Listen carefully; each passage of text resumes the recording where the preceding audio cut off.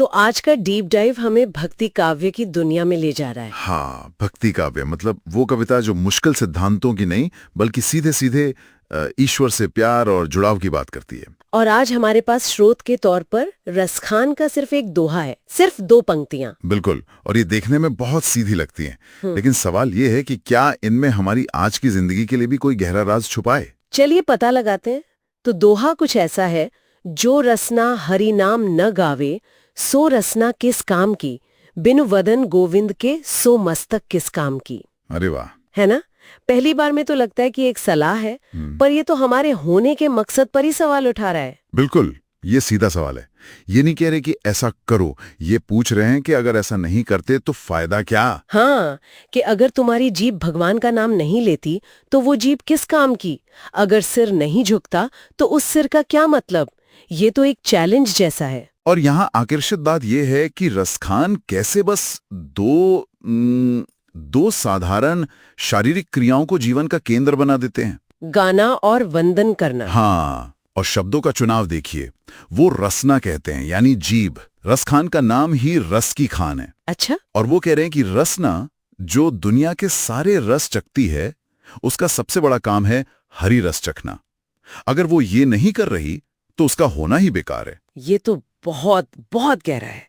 मतलब ये सिर्फ प्रार्थना करने को नहीं कह रहे। नहीं, ये हमारे शरीर की डिजाइन का असली मकसद बता रहे हैं। लेकिन एक मिनट, मुझे एक बात समझ नहीं आ रही। रसखान ने सिर्फ जीभ और सिर को ही क्यों चुना? मतलब आंखों से ईश्वर को देखना, हाथों से सेवा करना, क्या वो जरूरी नहीं है?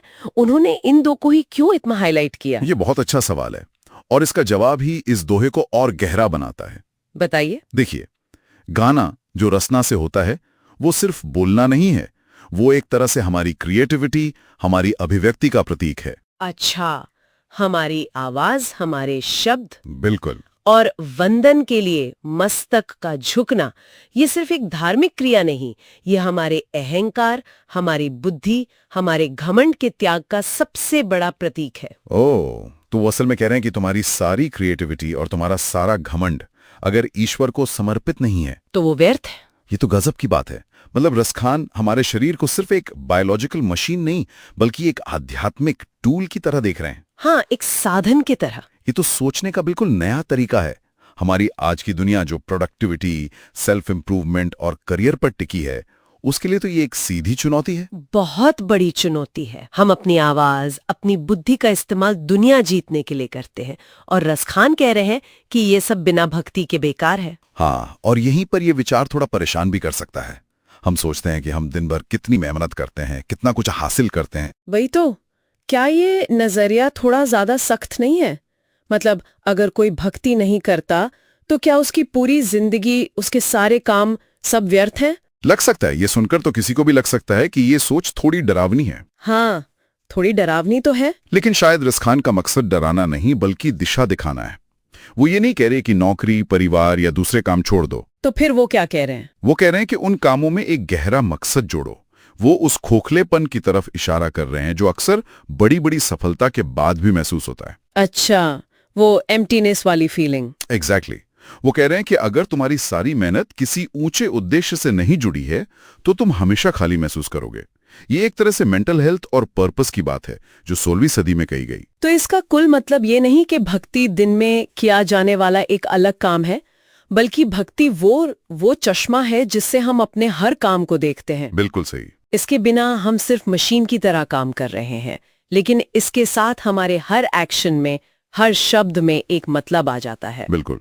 रसखान हमें सफलता के पैमाने से नहीं बल्कि समर्पण और उद्देश्य के पैमाने से खुद को देखने के लिए कह रहे हैं।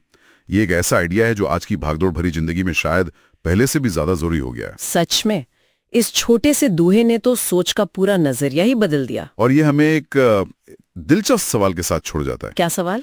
रसखान ने जीभ और सिर की बात की। अगर वो आज के जमाने में होते तो शायद पूछते, जो उंगलियां दिन भर स्क्रीन पर चलती हैं पर किसी की मदद के लिए नहीं उठती, वो किस काम की? अरे वाह! जो आंखें सैकड़ों रील्स देखती हैं पर किसी के दर्द को नहीं देख पाती, वो किस काम की? ये सवाल सुनने वालों के लिए है कि इस हिसाब से हमारी आज की क्षमताओं का असली मकसद क्या होना चाहिए।